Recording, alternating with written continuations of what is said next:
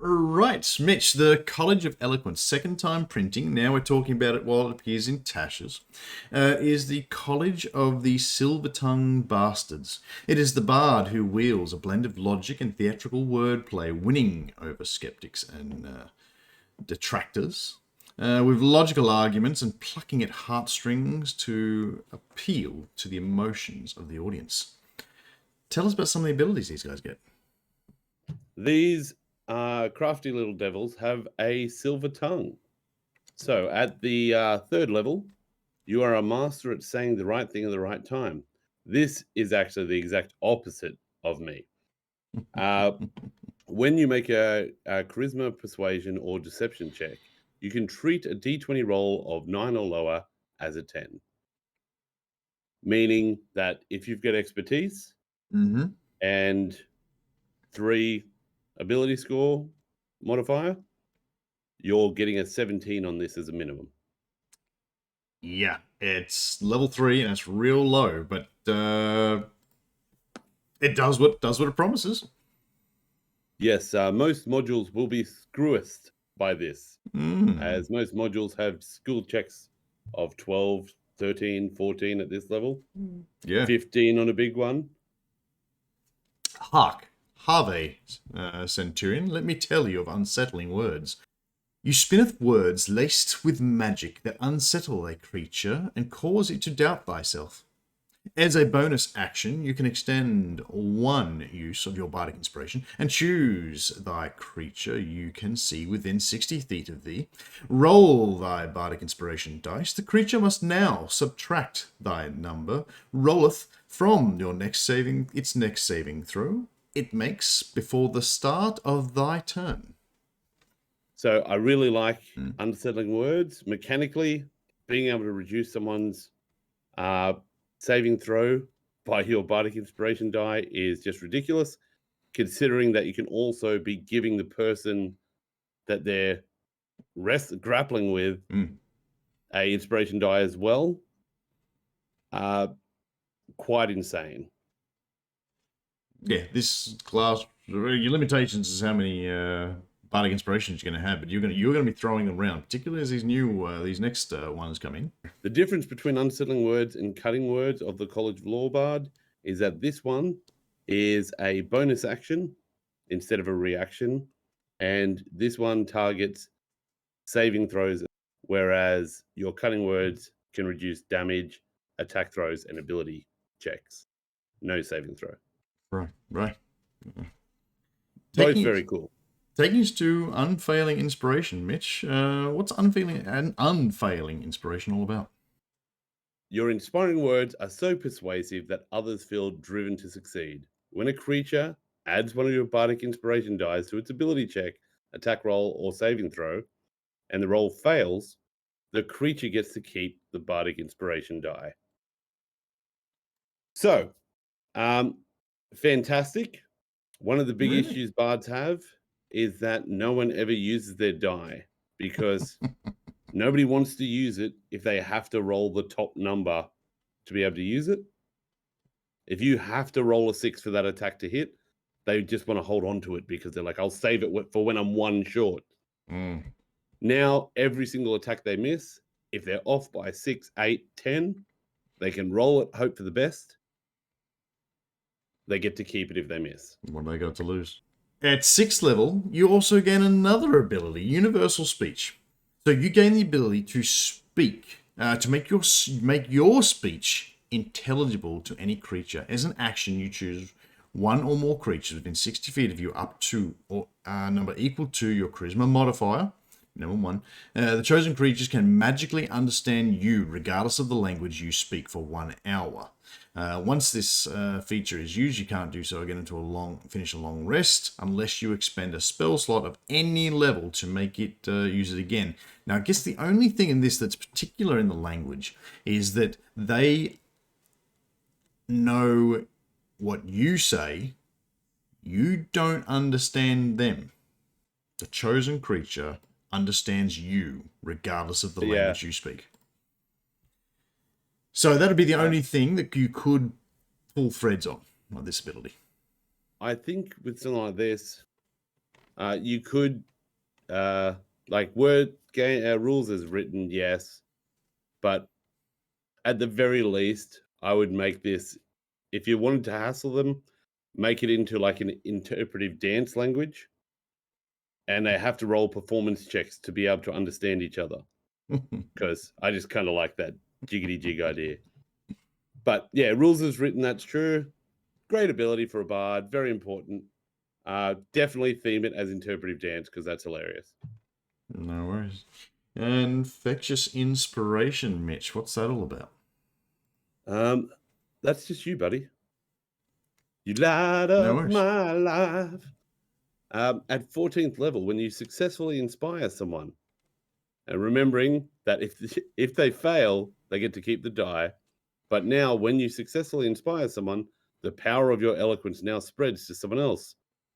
When a creature within 60 feet of you adds one of your bardic inspiration dice to its ability check, attack roll, or saving throw, and the roll succeeds, you can use your reaction to encourage a different creature other than yourself that you can hear within 60 feet, or that can hear you within 60 feet, Mm-hmm. giving it bardic inspiration die without expending any of your bardic inspiration uses. Yeah. That is So if they this is fail, they another one of keep those it. loops. If they fail, they keep it. If they succeed, someone else gets it. It feels very much like the person that wrote this wrote the Fey Wanderer, because this is exactly what happens when they pass the saving throw, Flick it to someone and else. from being charmed, you flick it to someone else. So feels very, very repetitive. Nothing new under the sun. As I said, like I like it. I love the idea of people being inspired by each other and lifting each other's game. I love the fact that the charisma modifier is going to be bouncing around, and everyone loves rolling dice. So mechanically, I love it. Yep. Some things I like about the class are it removes the issue that if you came up with a great roleplay scene and you talked it out and you just verbally came up with a nat 20 or at least a high roll, and then you have to fit, and then the DM actually makes you physically still roll. This will remove that problem of you rolling badly, even though you roleplayed really well. And for new DMs who are using the conversation reaction rules that are found in the DMG, I'll throw the table up there quickly just so you can see. It talks about like what numbers you need to get, and the table maxes out at 20. Doesn't take long for you to leave the table behind, which means you are always making friendly people accept significant risks or sacrifice to do what you tell them to do. It means that you're always accepting indifferent people are always accepting minor risks and sacrifices. And it means that always hostile creatures, every time you walk into that place, are more than likely going to do exactly what you say, as long as there is no risks or sacrifice involved to them.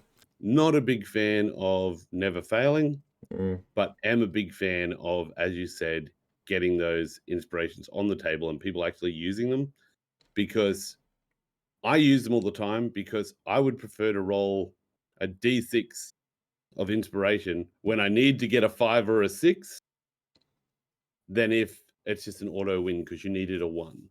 Character concept. What sort of character are you thinking if you were to bring this character to life, Mitch? Buddy cop story. Buddy cop story? It's going to be one detective is a smooth, fast-talking Will Smith type, just going around slapping rocks left and right. Talk about my wife. And then the other one just sees through his bullshit and he's trying to pull him right. Or better yet, he could even be the angry lieutenant. Come on, man. Give me your badge and your gun. I know that guy was unarmed. You planted those drugs, boy. Love it. Absolutely love it. I think for the heist games, heist book that's about to come out, Keys from the Golden Vault, this is an essential face man who's going to walk in and convince guards to do whatever you need to do. This is that specialist that you know's out there that you need him to be part of the team. He's a face man, and remember, you're always an inspiration. I definitely see like these are wrapped around your Captain Jack style characters and things like that. And as I said with the never failing, I think that's going to remove the dice away from the game from you and make him more about. It's not so much the roles anymore. It's now comes down to the lies and the story that the character's going to come up with. The character's going to say and lie and come up with these exaggerating stories. So the fun is now, don't worry about the dice and things like that. Come up with the engaging story you're going to go with. So, Mitch, what tips do you reckon a player needs to consider when taking on a class that's about to remove a very important part of the game, or just always just win at talking? Yeah. Looking to pair Unsettling Word up on BBG fights to really get saving throws down. Mm-hmm. That is amazing. So being able to reduce a Bardic Inspiration die worth, which I think goes up to D10, isn't it? No, D12 later. Eventually, yeah. To be able to do that to a BBG and make them burn those legendary resistances and get through mechanically, it's one of the best things you can do in the game, because that's how you win the fight. Pairing this with like Synaptic Static or other abilities, Bane, that double up, so you'll minus a D4 plus a D6, giving you a higher average of removal. Amazing mechanics to just destroy people and, charm them, restrain them, control them. Just amazing potential for role play and for some of those really fun spells you never get to use. Right. For me, it is understanding that sometimes the group want to fight things. And if you're going to talk every encounter, the group might start getting annoyed and might actually want to fight some things. And by putting yourself in the spotlight, by talking every encounter down, you might take the spotlight away from some player who's a little bit more combat build orientated. And that might be their spotlight that you're taking. So understand, not everyone needs to be talked down.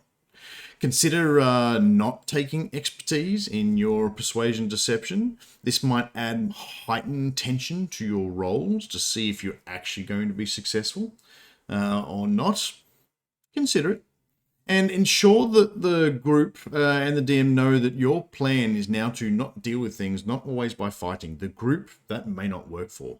Because, for example, if you're playing more of a dungeon crawl-like adventure and your plan is to try talk your way out of things, well, things might already start attacking before you get your chance to a talk. You might find that in a more group who's going to attack first and ask questions later, you may be robbed of some of your opportunities to talk. And players might also start taking away from you because they don't want you to spoil their combat round.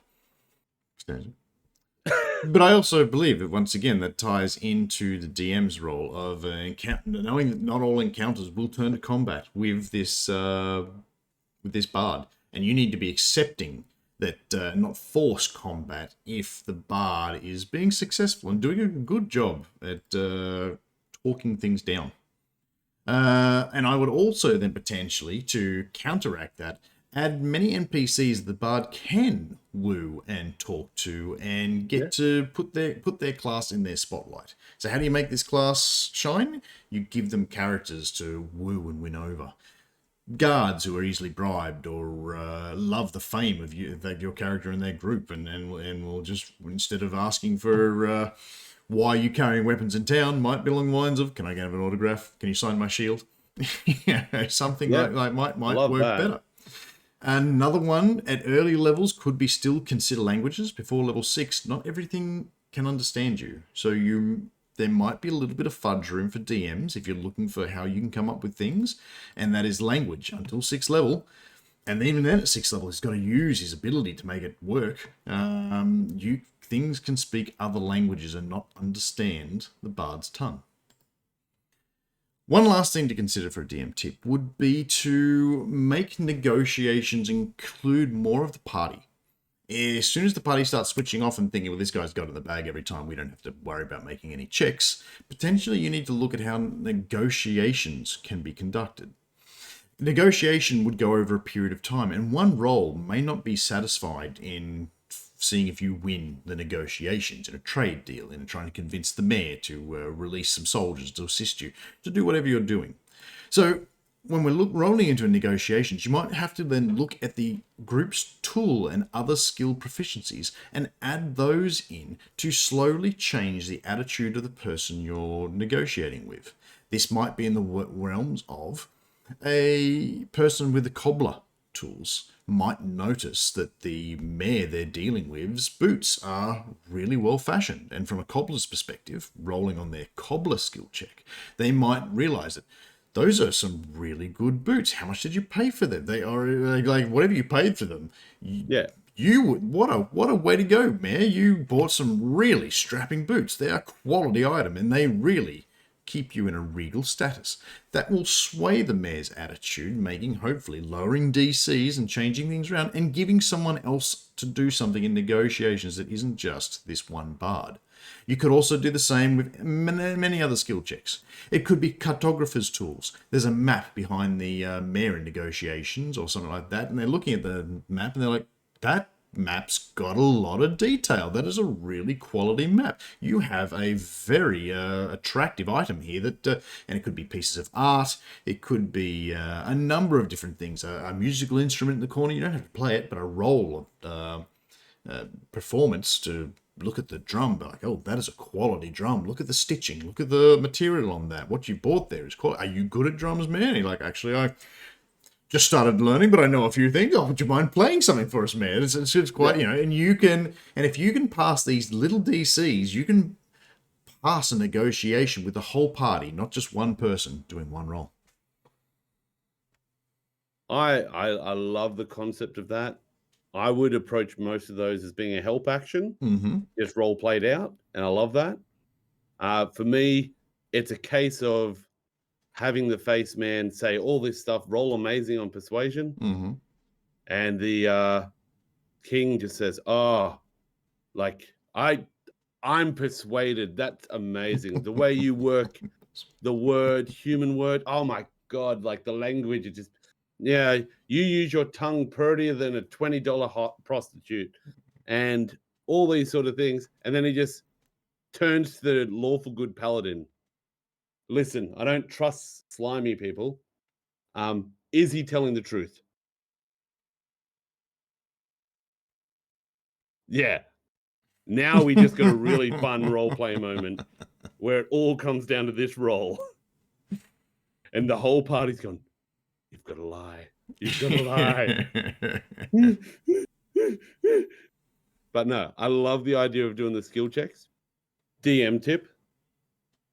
If you have a character hidden in a leadership role that is deceitful, that doesn't want to be taken advantage of, give them an offsider advisor that is an insightful rogue.